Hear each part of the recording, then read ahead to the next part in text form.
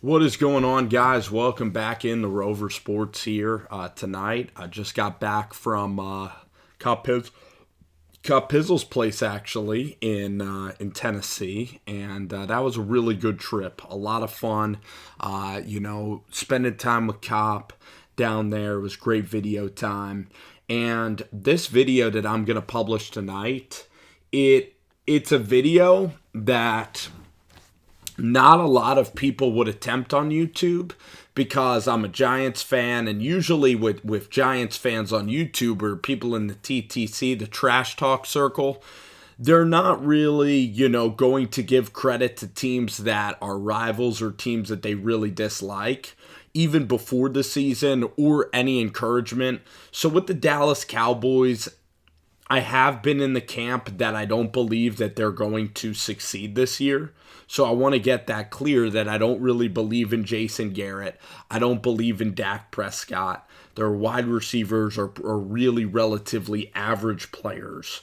But I am going to try to make an argument for the Dallas Cowboys in this video, meaning that I'm going to explain how the Cowboys can actually be good. And it's a challenging video because as a Giants fan, I don't want them to be good. But it's also a video, basically I might be doing this about a lot of teams, even teams like the Jaguars, the Cowboys, the Rams, teams that I didn't think would really be good coming into the 2018 season. And this isn't conflicting my view that I don't think Dallas is going to do well. I do not think they're going to have a good year. But I'm going to tell you parts of their team that can potentially be scary, and I'm going to tell you parts that I fear a little bit, and if I were Dallas, what I would do for this upcoming season.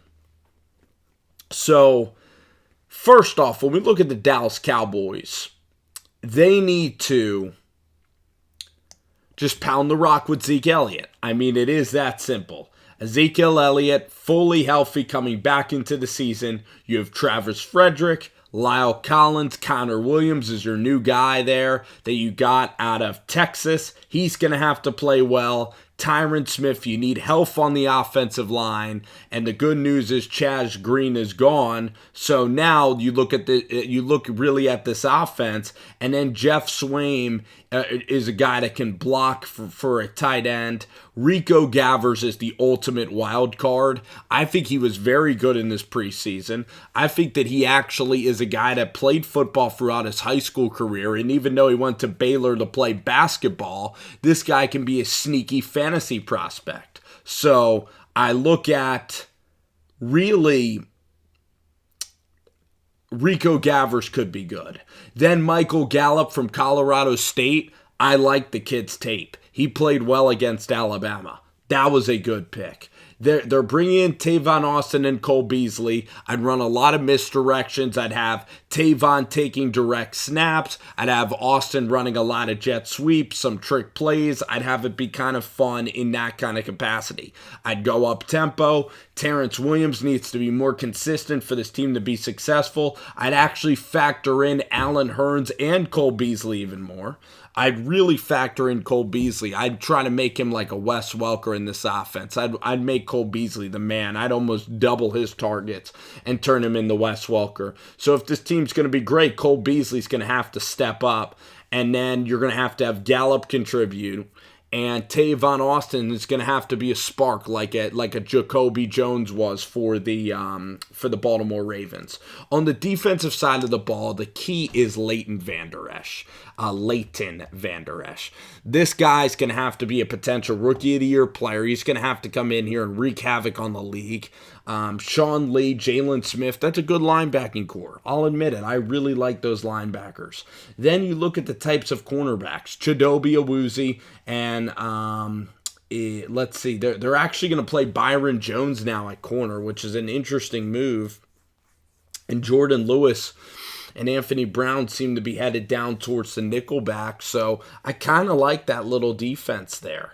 And Jamil Showers was a quarterback at actually UTEP and Texas A&M. It's funny that now he is on the defensive side of the ball as well. You have Randy Gregory here, Coney Ely. The defensive line doesn't look that good. I mean, other than DeMarcus Lawrence, The defensive line, Taco is a first-round pick, and Taco's going to have to get to the quarterback. If you don't get that kind of pressure, I mean, because you look at Byron Jones, he's good, but Xavier Woods and Jeff Heath, I don't really like those safeties all that much. So you're putting more emphasis even on the cornerback situation. But for Byron Jones, if he's really going to be a corner, that's going to be really interesting to watch him actually play that position. So, looking at the Cowboys, if they smash it with Zeke Elliott, they find ways to win games. Dak Prescott goes out there and he hits Cole Beasley, and Cole Beasley just explodes and really becomes a vocal point of this offense.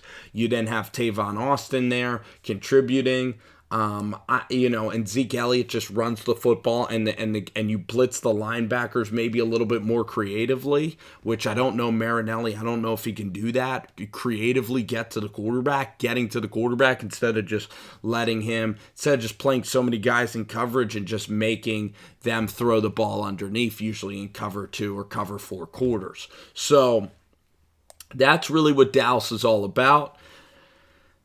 I look at the Cowboys again. I think the Giants have a better program than Dallas. The wide receivers concern me about the Dallas Cowboys, the health of the offensive line, the health of Zeke Elliott, and really just how efficient Zeke can be. And then could Dak Prescott push the ball down the field, and can this up-tempo offense really work? But to tell you the truth, in terms of guys that you really look at succeeding, I look at the Cowboys as a team much more likely to succeed than the Washington Redskins. So I look at Dallas, and they could still be a decent program, and I just told you why. Now, I don't have faith in Jason. I don't really have faith in Dak.